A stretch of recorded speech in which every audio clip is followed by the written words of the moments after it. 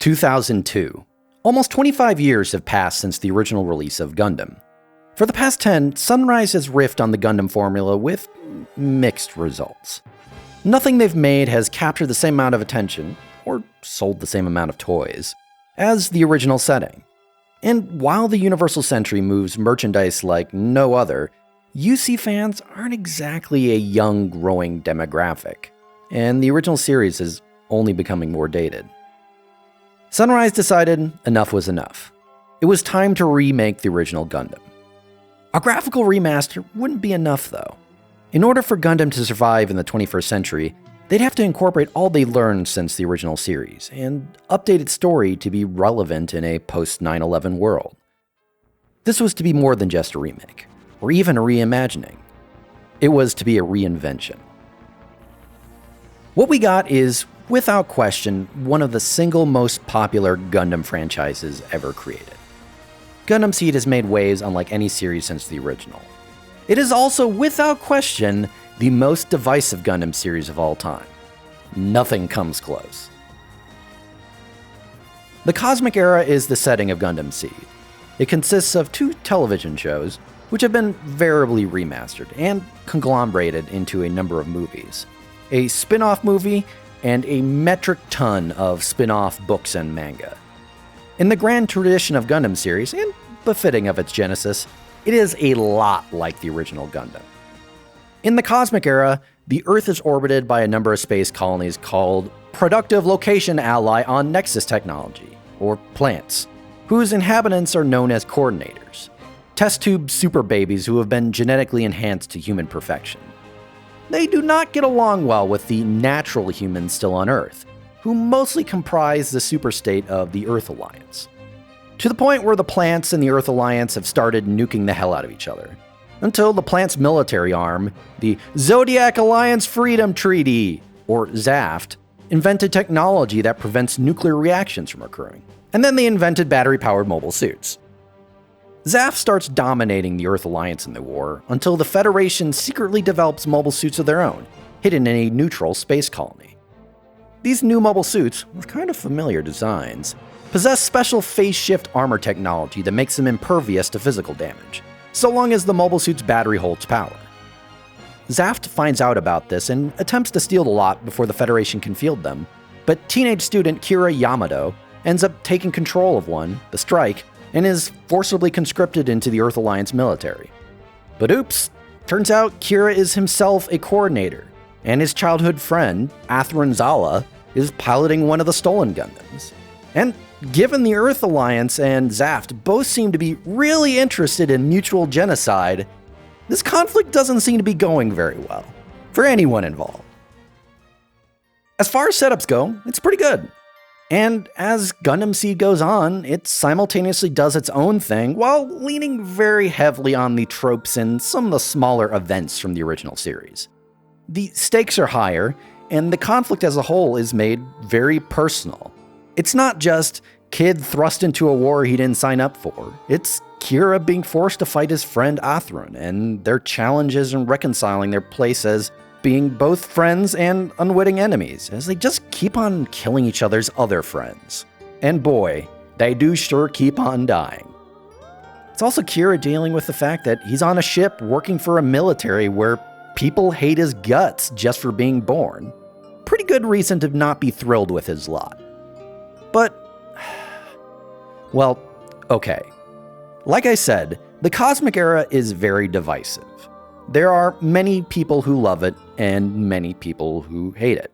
I must admit, I am in the latter camp, though I'm not so bullheaded that I can't acknowledge why other people do enjoy it.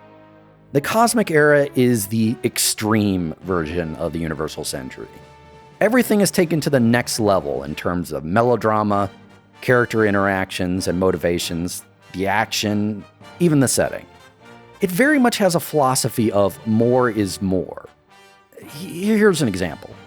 The original Gundam has new types, psychic individuals around whom most of the conflict ends up focusing.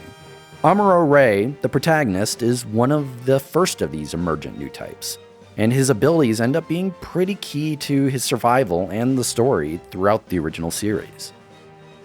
SEED in turn has coordinators, the genetically enhanced super babies that form the center of its conflict. It also has biological CPUs, drug-enhanced and mentally conditioned normal humans created as anti-coordinators, fulfilling a somewhat analogous role to the Universal Century's artificial new types. Which, sure.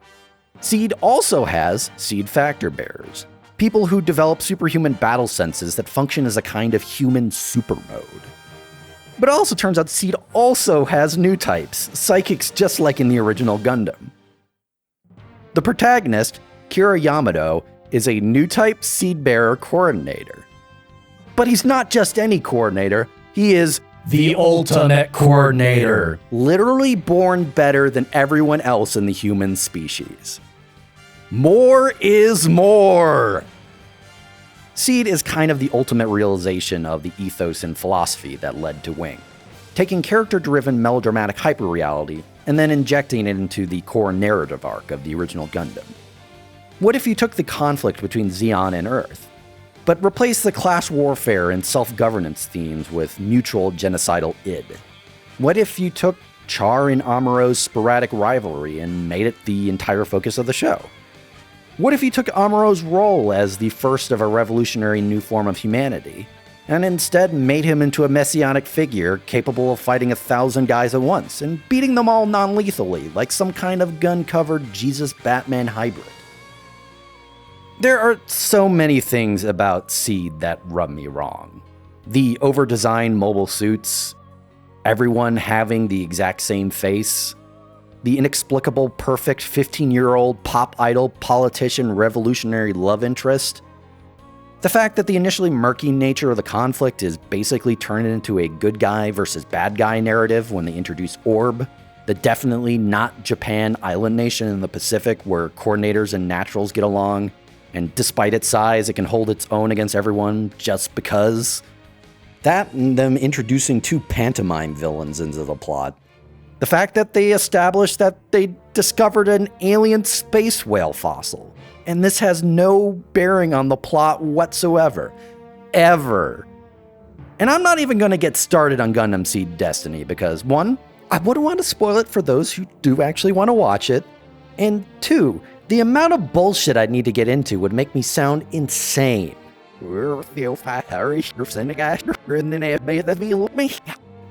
Gundam SEED Destiny is pretty divisive, even among fans of SEED, and it does color my views of SEED as a whole. Now, I just said all of that, and admittedly in a very disparaging tone. But is any of what I described really objectively bad? No, I don't think so. It's just not for me, and a lot of others, it turns out. Sunrise's big bet paid out in that it got a lot of fans. But turns out many of its new audience didn't really want to buy Gunpla, or necessarily even watch other Gundam series. Funny how that works. So, is Gundam SEED a good introductory Gundam series? Well, it depends what you want.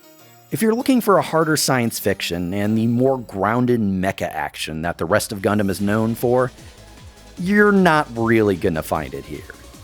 On the other hand, if what you want is an anime character drama couched in a lot of pretty lasers blasting into space, Gundam SEED may be for you. Hell, SEED is often held as a Gundam series that people who don't really care for mecha enjoy. If you're interested in watching SEED, I strongly recommend watching the remastered version over the original or the movie compilations. It's just much better looking, has some better pacing, and fixes a lot of the copious art mistakes. Next time. Wait a minute. You can't set Gundam in Anno Domini. That's our calendar. This is bullshit. Wait, you're fighting a war to end war? How does that work? Oh, terrorists with attitude. Got it. Where do you fall on Gundam SEED? Love it? Hate it? As is traditional, tear each other apart in the comments.